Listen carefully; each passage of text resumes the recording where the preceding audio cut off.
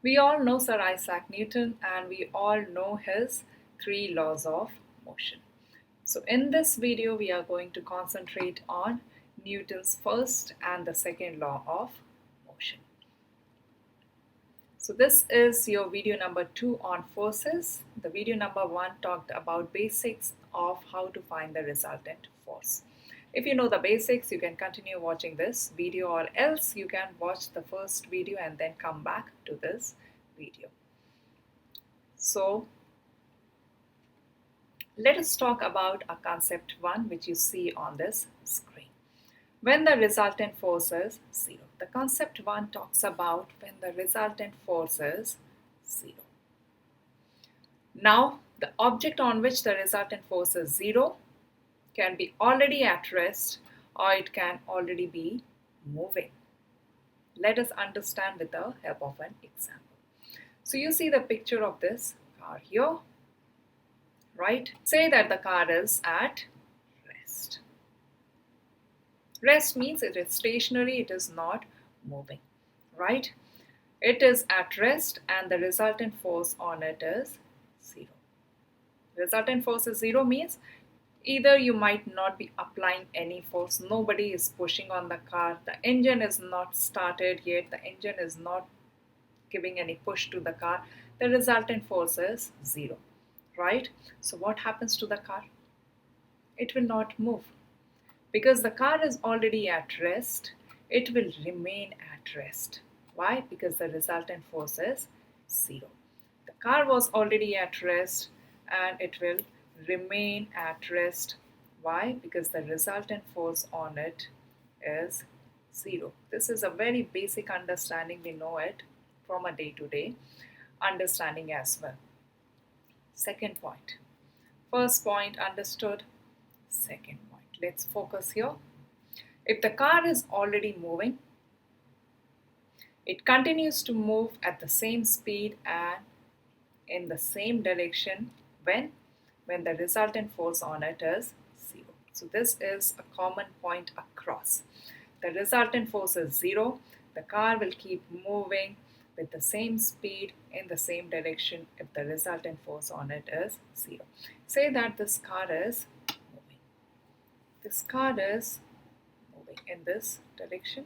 I'm drawing a solid arrow to represent motion, which is not a force. This arrow is not a force. That's why I'm drawing it as a solid arrow. Right? This is an arrow. The car is moving. There can be a forward force. Why is it moving? Because the engine is on. So there is a force by the engine. Will there be any backward force? There will be a backward force of drag. Backward force due to the drag. Anything which drags you backwards, pushes you backward is called the drag force. So the backward force could be your sum of the air resistance which is going backward and the frictional forces and many other pushing back forces which can be possibly happening, right? So backward drag forces, all the air resistance, friction combined in the backward direction is exactly equal to the forward force by the engine. The car is moving. It is already in motion. It is not at rest. It is moving. But how much is the resultant force? How much is the resultant force? These two forces are precisely equal. The drag force, force number 1, the force of the engine, they both are precisely equal and opposite. Resultant force is 0. The car will keep moving. How will the car move?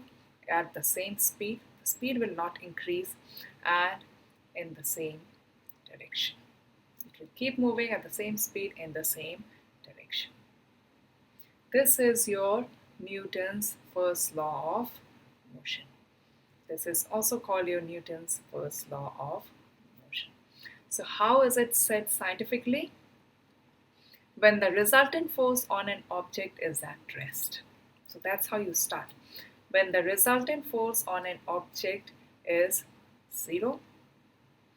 If the object is at rest, it stays at rest And if it was already moving, it will keep moving at the same speed in the same direction. This is your Newton's first law of motion. Newton's first law of motion talks about resultant force on an object being zero when the object is at rest or when it is already in motion. Right? So this is your concept number 1. Let us move on to concept number 2. We have some word example later in the video to help you understand this concept well. Let us move on to concept number 2 now. When the resultant force is not zero and the object is at rest. When the resultant force is not zero, the object, if it is at rest, will accelerate in the direction of the resultant force. So let us understand the first point here. When the resultant, let us read this whole statement. When the resultant force is not zero, the object, if at rest, will accelerate in the direction of resultant force. So your car is at rest. Say that one person is pushing from behind with a very high force of 1000 newtons. 1000 newtons. And there is a small person from the front, maybe he's pushing in the backward direction at 200 newtons force. So what is the resultant? Let us find the resultant. How much is the resultant force? How much is the resultant force? The resultant force is 1000 minus 200, which is 800 newtons. Is the resultant force zero now? The resultant force is not zero, right? The resultant force is not zero. And what is the direction of the resultant force?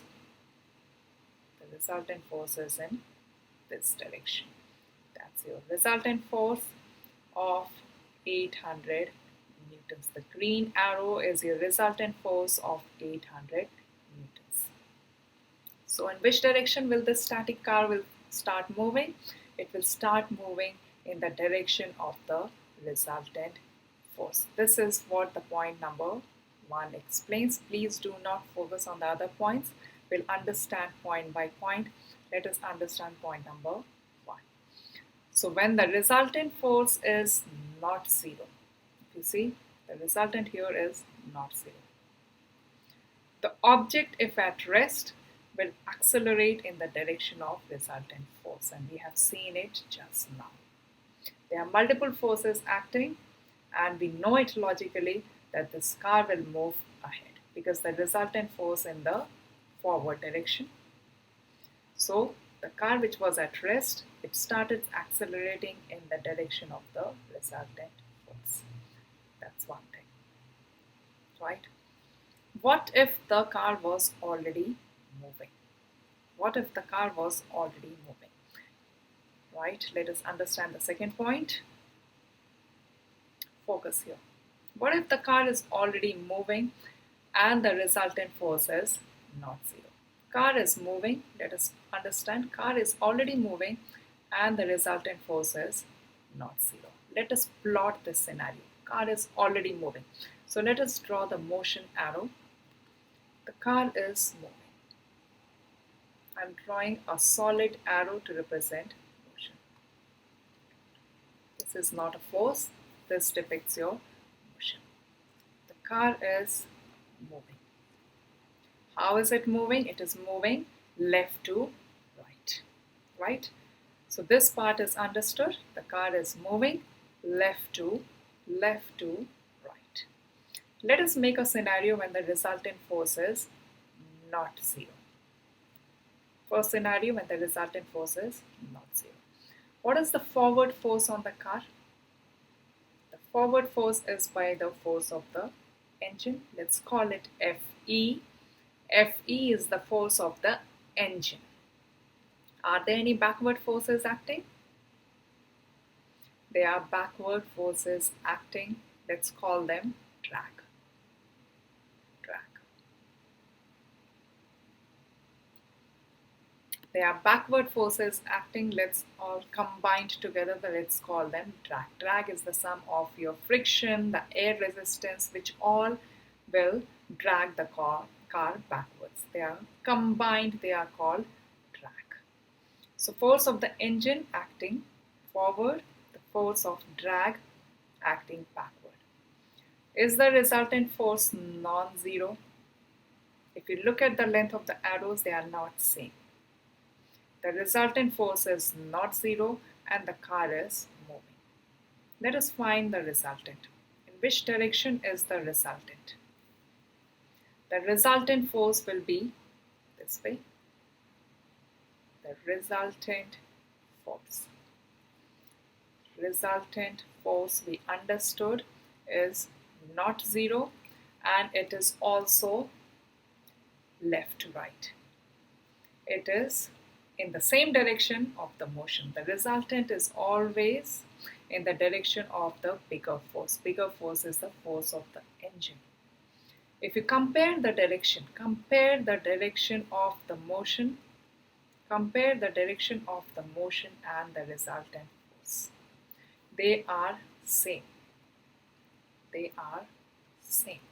The motion and resultant force, they are in the same direction. Whenever this happens, the object will accelerate. Right? So let us understand again, we have understood the acceleration part. When the resultant force is not zero, if the object is already moving, it will accelerate. It will accelerate. It will accelerate if the resultant force is in the same direction as that of the motion.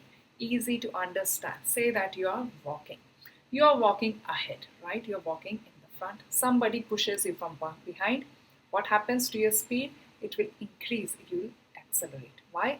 Because the direction of the push is forward and you are moving forward. So you accelerate. The resultant force was in the same direction of your motion. Both same direction. Your motion and your force. The two entities for which you are comparing the direction is the force and the motion. So when you're moving ahead, somebody pushes from behind, the force is also ahead. The motion ahead, force ahead, same direction, you accelerate. What if you are moving ahead and somebody pushes you from the front? Your motion is ahead, force is backward, opposite direction. Then you decelerate, your speed will decrease.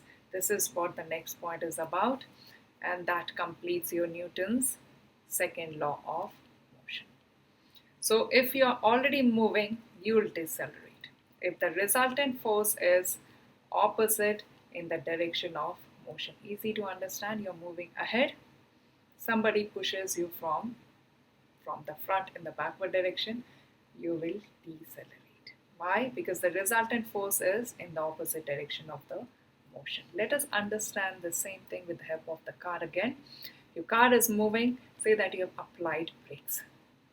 When you apply brakes, the friction will increase a lot. The backward force will increase. The backward force of drag will increase, whereas the forward force of engine will be small. Backward force is bigger than the forward force. In which direction is your resultant? The resultant force is this way. That's your resultant force. The resultant force again is non-zero. And the resultant force is in the opposite direction. You were moving. How were you moving? How was the car moving? The car was moving ahead. That was the motion. The car was moving ahead. So you have to compare the force, which is the resultant force, and the motion. You have to compare their directions. When the directions are opposite, you decelerate. Right? So this is all about your Newton's second law of motion. For the Newton's second law of motion, the resultant force is given by mass times acceleration. Force is equal to ma, very, very common equation. that we are already aware of, because we are talking about acceleration here. You see, acceleration, deceleration, both are acceleration. So how do you find this acceleration? If you know the resultant force divided by the mass, that gives you the acceleration. This is known as the Newton's second law of motion. So let me explain it in the simple terms again. Suppose that you are at rest, right? And somebody pushes you.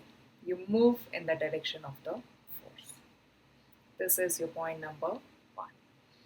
Point number 2. Suppose that if you're already moving, somebody pushes you from behind, your speed will increase. You will accelerate. Why? Because the force and your motion, they were in the same direction. Second case, you will decelerate. Why? Say that you are moving, somebody pushes you from the front. You are moving ahead and somebody comes and pushes you from front. Your speed will reduce, right? Why? Because the force and the motion, they are in opposite direction. And the equation which links the force and acceleration is F is equal to ma. This is also called the Newton's second law of motion equation, right? So let us attempt a few questions now. But before that, please copy these notes. Acceleration, the resultant force is in the same direction as the direction of the motion. The resultant force is in the same direction as that of the motion. Deceleration, when the resultant force is in the opposite direction of the motion. Let's move on to the summary here. When the resultant force is 0, the object which is at rest will stay at rest. When the resultant force is 0, point number 2, the object is already moving. It will keep moving at the same speed in the same direction. This is your Newton's first law of motion. It is your first law. Second point, we have just understood. If the resultant force is non-zero and it is in the same direction as the motion of the object, acceleration happens. Fourth point, when the resultant force is non-zero and it is in the opposite direction of your motion, deceleration happens. This is your second law. If you want, you can pause at the screen, read the table carefully to understand the first and the second law. Alright? So let's attempt this question. A jet plane lands on the runway and stops. What is the direction of the resultant force on the plane as it lands? What is the direction? What is the direction of the resultant force? They are asking the direction of the resultant force.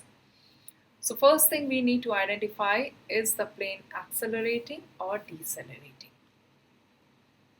Please think for a moment. The plane is landing and ultimately stopping, so you should be clear that this is a case of deceleration.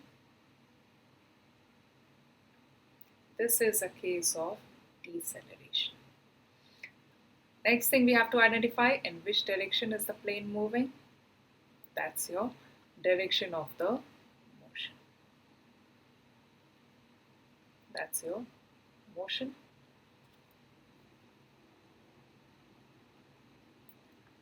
We have already identified that deceleration is happening, so resultant force should be opposite to your motion. Resultant force.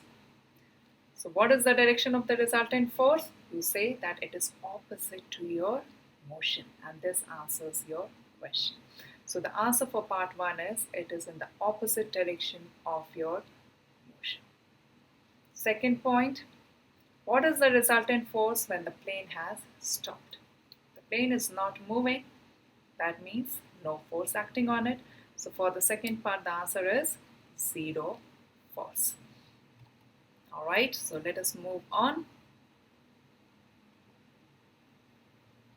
Worked example number 2. Please pause the screen for a moment, solve the question and come back. Alright, let us discuss this question now.